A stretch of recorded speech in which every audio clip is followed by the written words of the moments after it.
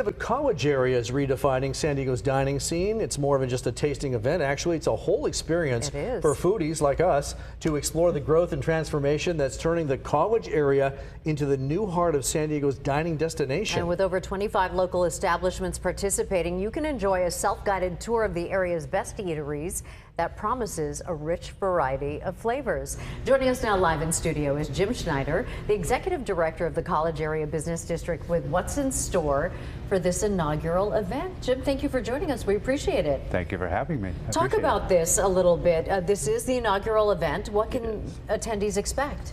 A little tour of the entire college area. Over the last few years, we've gone over some great transformations, so we would like to introduce the new college area to all the people through this tasting event. So there's, like you said, 25 restaurants participating.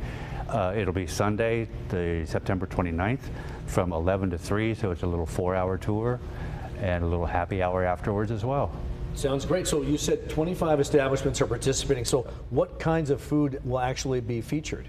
Pretty much any kind of food you can imagine. So there's Thai food, Mexican food. There's just quite a variety of anything from across the globe. It's good American food too. But we're get some barbecue in there? Oh yeah.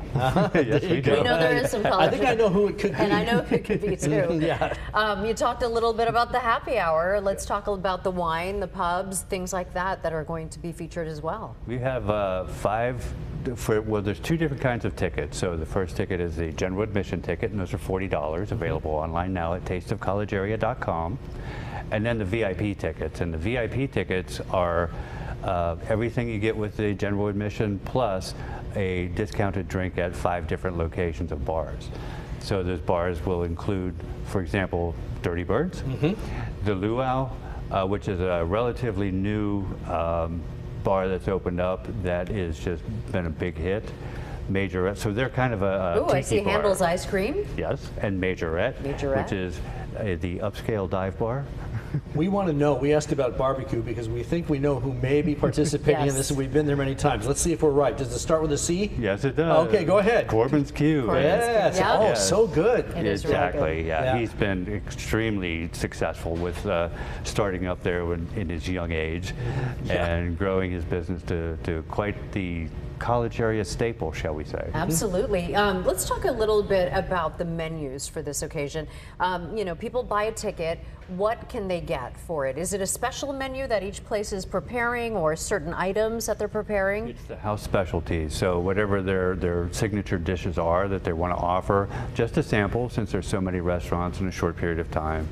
And because of that too, we have the Old Town trolleys that will take people all around so they can make sure to get to all of them.